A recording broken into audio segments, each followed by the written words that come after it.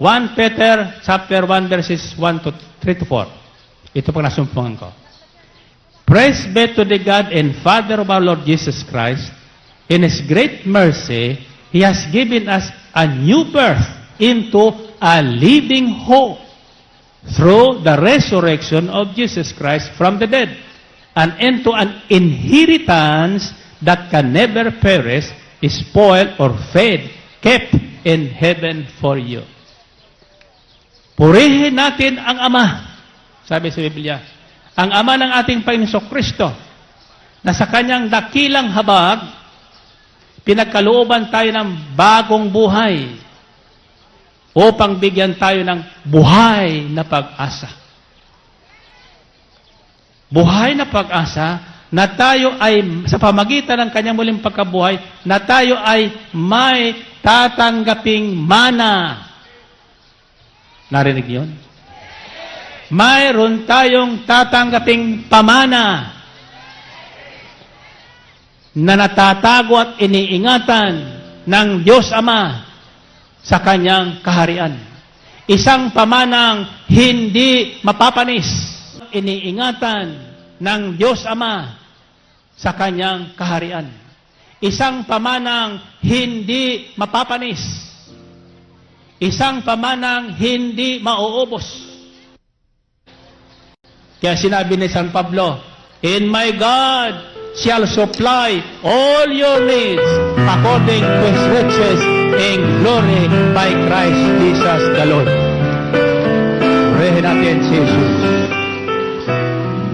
My God shall supply all my needs according to His... Dito, sandwich lang. Doon iba.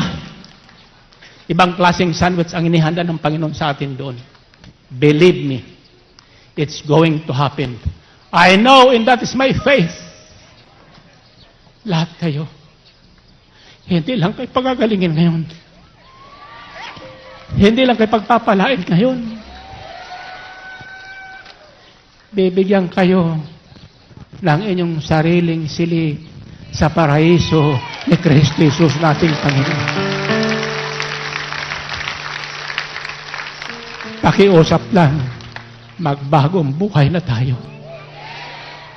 May pag-asa ba ang ating bansa na magbago? Hindi Pangulo ng bansa makapagbabago ng bansa natin ito.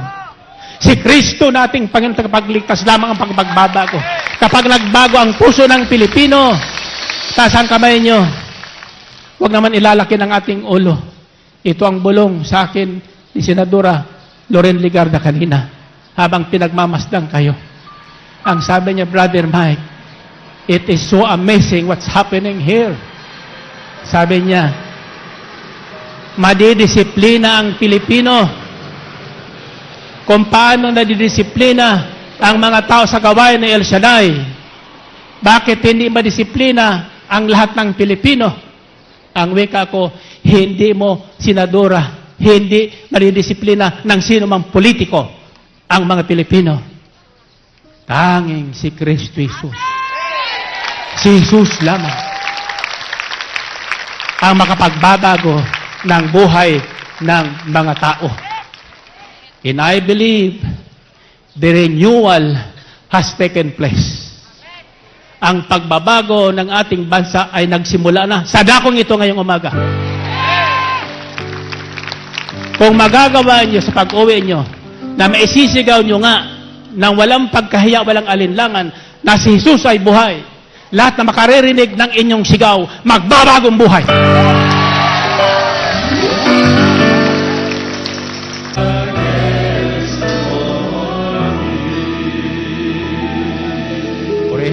Purihin ang Panginoon. Purihin ang Diyos. Now, so, ano ang kahalagahan ng magandang balitang ito ng muling pagkabuhay ni Jesus sa atin? Una, first, the resurrection gave us a living hope. Binigyan tayo ng buhay na pag-asa. Yung mga taong wala ng pag-asa, kapag dumating siya magandang balita, nagkakaroon ka ng pag-asa.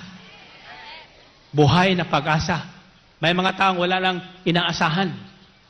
Makinig ka ng salita ng Diyos. may aasahan ka sa salita ng Diyos. Sapagkat ang salita ng Diyos ay maaasahan.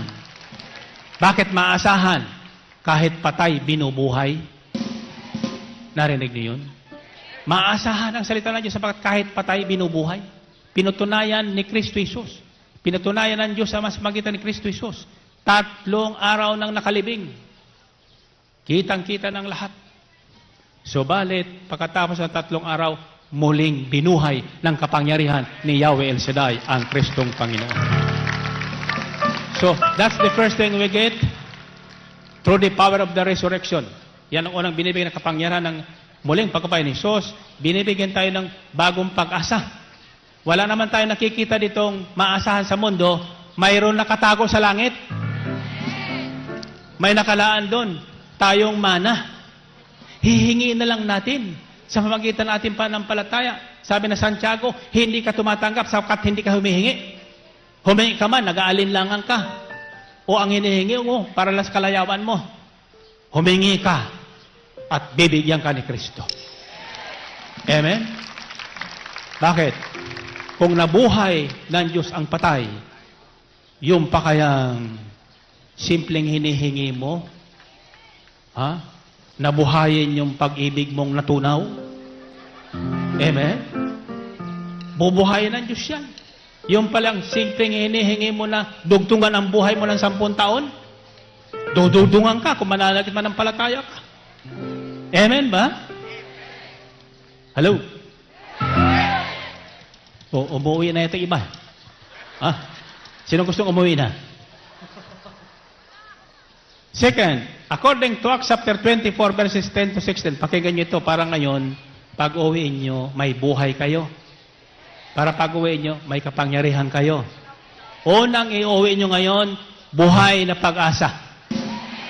Sabi sa Biblia, tayo'y may pananalig at panampalataya kung naniniwala tayong darating yung inaasahan natin.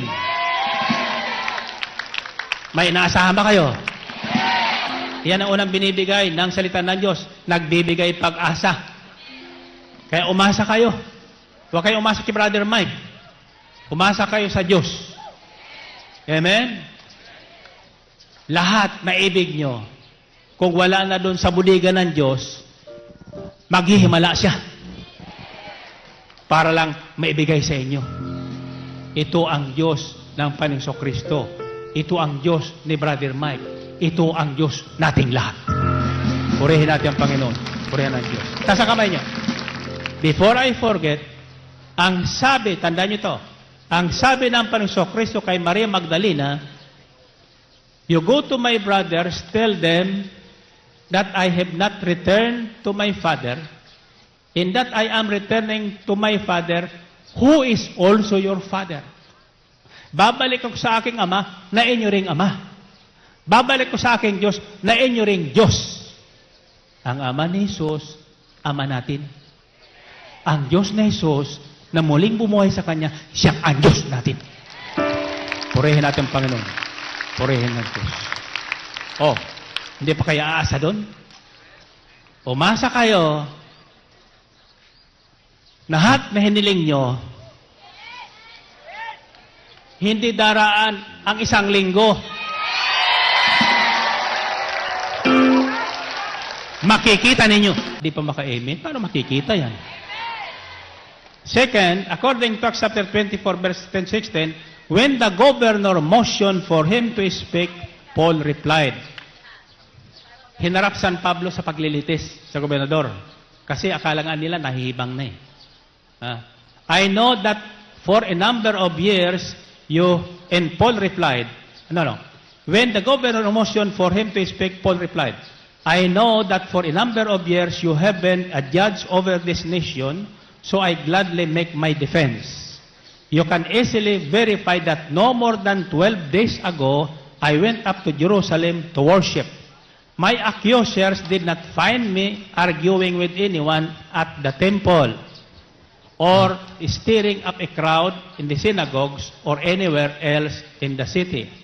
And they cannot prove to you the charges they are now making against me. However, I admit that I worship the God of our fathers, as a follower of the way. The way. Ang tawag ng Kristyanismo noon, the way, ang daan. I admit that I worship the God of our fathers as follower of the way. Sabi ni Pablo, hindi mapatunayan ako sa akin, bibintang sa akin na sinisira ko yung ating paniniwala. Wala akong sinasabi laban dyan. Pero ako niya, aaminin ko na ako niya ay sumamba sa Diyos natin bilang kasamahan ng mga taong tinatawag na ang daan ni Kristo, the way, na ngayon ang tawag ay mga Kristiyano. They are now making, the charges they are now making against me, however, I admit that I worship the God of our fathers as the follower of the way, which they call a sect. Tawag nila sekta. I believe everything that agrees with the law, and that is written in the prophets, and I have the same hope in God as this man, that there will be a resurrection of both the righteous and the wicked. So I strive always to keep my conscience clear before God and man. O ang sabi ni Pablo in defense sa kanya mga nagbibintang sa kanya, sabi niya, oo nga, galing ko sinagoga, 10 days ako. Sumamba ako doon. Pero wala kasi yung kanilang bintang sa akin na ako'y nagngangaral para magkaroon ng pag-aaklas sa ating relihiyon, hindi ko ginawa yon. Pero aminin ko sa inyo, ako'y sumamba sa Diyos ni Kristo. Na ating Diyos. Ayon sa pinangangaral ng mga tagasunod ni Kristo. Inamin niya. Sapagkat ako niya ay tulad nila umaasang may buhay na walang hanggan. At muling bubuhayin ng Diyos ang mga namatay, maging makasalanan o yaong mga mabuti. Bubuhayin muli ng Panginoon. Iyan ang sabi ni Pablo. Inamin niya. Sabi niya and I have the same hope in God as this man, that there will be a resurrection of both the righteous and the wicked. So I strive always to keep my conscience clear before God and man. Kaya niya, pinagsisipagan ko ngayon, pinagsusumakitan ko ngayon, na manatiling malinis ang aking konsyensya. Hindi ako pwede magsinungaling. Sapagkat gusto ko rin matulad sa kanila na pagdating ni Jesus, muli silang babangunin. Muli silang bubuhayin. Kaya ang muling pagkabuhay ni Jesus ay nagbibigay sa atin ng pag-asa at kapangyarihan na kung paanong binuhay muli si Jesus ni El Shaddai sa kanyang kapangyarihan, tayo rin ay kanyang muling bubuhayin. Purihin natin ang Panginoon. Purihin ng Diyos. Palakpak na yan, buhay na yan. Amen ba? Third, according to John chapter 5, verse 24-25. O, makinig na kayo dito. Lagay ang kamay niya sa ulo. I tell you the truth, Jesus said. Whoever hears my word and believes him who sent me has eternal life and will not be condemned. He has crossed over from death to life. I tell you the truth, a time is coming and has now come when the dead will hear the voice of the Son of God, and those who hear will live.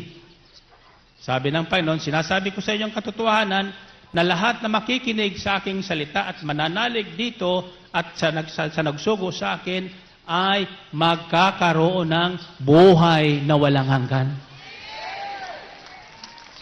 Hindi lang mahabang buhay, kundi buhay na walang hanggan. Narinig yun? Kaya, huwag na tayo magre-reklamo pag tayo nagkakasakit o tumatanda, talagang darating tayo doon.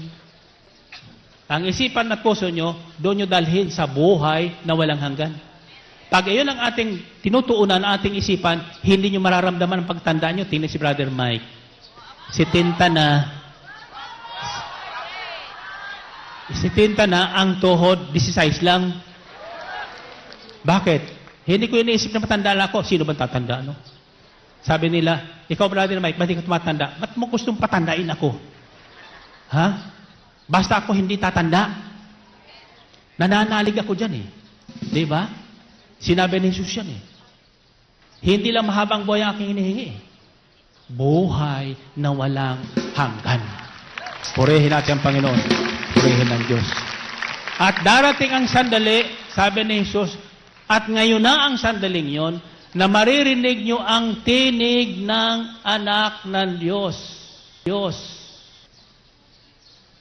Ang manalig at manampalataya sa tinig na ito ay tatawid na ngayon. Tatawid na o lilipat na.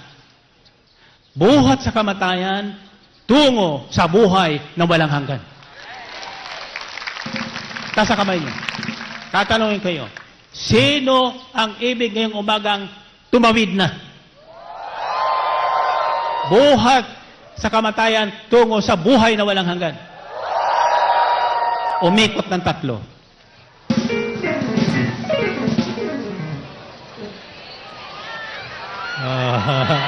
Purihin natin ang Panginoon. Purihin ang Diyos. Magaling ka na!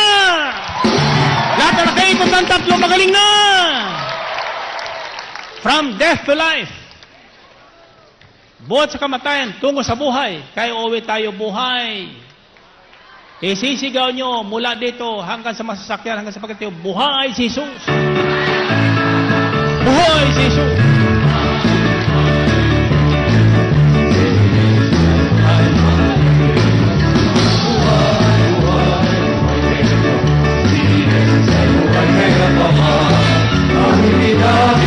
Hallelujah, si Jesus ay buhay ngayon pa maraming inali. Hallelujah, si Jesus ay buhay. Buhay, buhay, buhay ngayon pa. Si Jesus ay buhay, buhay ngayon pa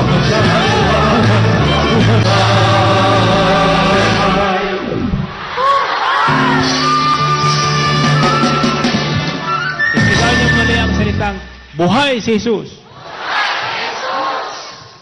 Hindi buhay ang sigaw na yan. Buhay si Jesus! Ayan. Gawin nyo yan, ha? Pagsakayin nyo sa jeep, pagbaba nyo, pagdating nyo sa bahay, sa mga kapitbahay nyo, isisigaw nyo yan. Tapos, yung kapitbahay nyo, pag narinig kayo, bigyan nyo ng isang sandwich. Narinig yan? Amen ba? Tapos, yung mga tao nagtatawa sa inyo, isigaw nyo rin yan. Buhay si Jesus! Tapos bigyan nyo ng isang sandwich. Ha? Maniwala kayo, sa isang Sabado, kasama nyo sila papunta dito. Purihin natin ang Panginoon. Purihin ng Diyos. Maniwala ba kayo? Okay. Pakinggan nyo ito, sapagkat ito ang kapangyarihan na tatagalan nyo pag-uwi. Hindi na papatay-patay. Itong pang-4, makinig na po tayo dito. Ha? Darating talaga ito. 4, this is what the resurrection power is doing to us. According to John chapter 5, verses 29 and following, Jesus said, verses 25-29, Jesus said, do not be amazed at this. Huwag niya kayong magtataka tungkol sa bagay na ito. For a time is coming. May takdang panahon na darating. When all who are in their graves, yung lahat na natulog na at inilagay sa kahon, inilagay sa ataol, at ibinaon sa ilalim ng lupa. Ito yan, ibig sabihin ito, pakinggan nyo ito, ha? Do not be amazed at this, for a time is coming when all who are in their graves, yung mga doon sa libingan, will hear His voice and come out. Darating ang panahon na lahat ng mga inilibing natin at tayong mga nandito abutan na buhay, maririnig ang tinig ni Jesus tulad ni Maria Magdalena. Nang makita niya si Jesus, di niya nakilala, akala niya yung bantay ng libingan. Subalit nang tawagin ni Jesus ang pangalan ni Maria, nakilala ni Maria si Jesus sa pamagitan ng kanyang tinig. Bakit? Tinandaan yon ni Maria Magdalena, ang tinig ng kanyang pastol. Kaya tandaan nyo ang tinig ng inyong pastol sapagkat maraming tinig sa ating paligid. Darating ang araw na yon na maririnig ng lahat na nasa libingan ang tinig ni Jesus. Tatawagin tayo isa-isa ayon sa ating pangalan. According to our names. Kaya huwag kayong nagpapalit ng pangalan para lang makarating sa ibang bansa. Your Christian name birth nang kayo isilang at bininyagan, iyan ang nakatala sa listahan ng langit. Kaya ako, palayaw ko Mike, kasi hahawak ako ng Mike. Pero ang pangalan ko sa passport, Mariano. Narinig niyo yun? Ha? Kahit masakit pakinggan, pero yan ang pangalan ko, Mariano. Kaya tatawagan ako ng Panginoon, hindi Mike. Ang binabantayan ko yung Mariano. Mariano, di ba takibisa? Ha? Bangon ka na dyan. At yung lahat na nasa ambil na kaputi, isama mo na. Purihin natin ang Panginoon. Purihin ng Diyos. Amen? Paano hindi nakaputi? Bakit mag-alala? Ihihingi ko sa Panginoon. Basta manalig kayo ngayong umaga. Pero ito yung tandaan nyo. Tandaan nyo. Okay. Kayo mga naglalakad, tigil nga muna kayo. Para masama kayo dito. Ito ang matindi. Lagay ang kamay nyo sa ulo nyo. Do not be amazed at this, for a time is coming when all who are in their graves will hear His voice and come out. Those who have done good will rise to live. And those who have done evil will rise to be condemned. Maririnig ng lahat ng taong nahimlay sa kanilang libingan. Ito'y dakilang katotohanan na magaganap sapagkat nasusulat. Darating ang takdang panahon na maririnig ng lahat ng tao. Buhay man o natutulog. Ang tawag dyan, di patay, natutulog. Sa kanilang mga libingan, ang tinig ni Jesus at lahat ay lalabas. Yaong mga namuhay ng mabuti at gumawa ng mabuti, mula nang marinig niya ang tinig ni Jesus, mabubuhay at dadalhin sa paraiso ni Kristo Jesus nating Panginoon. Narinig niyo yun? Yaong mga nagbagong buhay, hindi na bumalik sa kanilang lumang buhay, na nanlilin lang ng kanyang kapwa, na nagsisinungaling kahit sa nanay at tatay niya, nagsisinungaling sa asawa at anak niya. Kapatid, babangon din yung lahat na sinungaling, yung lahat na magnanakaw, yung lahat na makurakot, babangon din. Maririnig din na ang tinig ni Jesus. Ang maluknot, malungkot, hindi sila sa paraiso dadalhin. Sa Mayon Volcano, ihulong sa nguso ng Mayon, sa kumukulong apoy, sa dagat-dagatang apoy. Sinong gustong ihulog sa nguso ng volcano? Sinong gustong dalhin sa paraiso? Magbagong buhay na kayo. Magbagong buhay na tayo. Amen? Iuwi natin ang kapangyarihan ng muling pagkabuhay ni Jesus. Sapagkat sa sarili nating lakas at kapangyarihan, kahit isipin natin, naisin natin na magbagong buhay tayo, gumawa ng mabuti, hindi natin magagawa. Sa akin lang. Walang makapigil sa akin sugalan noon. Walang makapigil sa akin sa pabababae noon. Ay, wala ko niyan ha. Nadudulas tayo dyan. Sana nga ano? Hallelujah. Sayang. Hindi ko naranasan yan. Ngayon, mahirap na. Sabi sa akin, Sister Belen, sige na, gusto mo. May pangako sa akin yan eh. Ha? Napakako sa Panginoon yan eh. No, ako'y may sakit, sabi niya, dasal-dasal siya, pada-pada pa sa kama. Sabi niya, Lord, pahabayan mo pabuhay ng asawa ko, malilit pang anak ko. Dahil sa mga anak, hindi dahil sa akin. Oo. Kahit niya, bigyan ko yan ng babae, basta lang mabuhay. Gumaling lang sa sakit sa puso, bigyan ko ng babaeng gusto niya. Hindi naman sa akin sinabi. Sinabi lang, ngayon sitinta na ako. Purihin natin ang Panginoon. Purihin natin. Glory to God, ka Christ Jesus. Ay, ayaw ko na sa entierro, sa paraiso ang gusto ko. Kaya kahit ligawan niyo ko, hindi ko sasagutin. Amen? May pumunta sa akin. Ha? Chismis po sa inyo. Magpapapatong daw siya ng kamay. Ayan. Eh ako siyempre, ako nagpapatong ng kamay, mas kanong sakit mo, sa ulo ang patong ko. Ayan. Pinatungan ko sa ulo. Nagalit ba naman? Sabi sa akin, wala akong sakit ng ulo. Kako na sakit mo. Sa sinapupunan. Ano gusto mo? Doon mo ko patungan. Sabi ko, sister, in Jesus' name, lumayo ka. Hallelujah.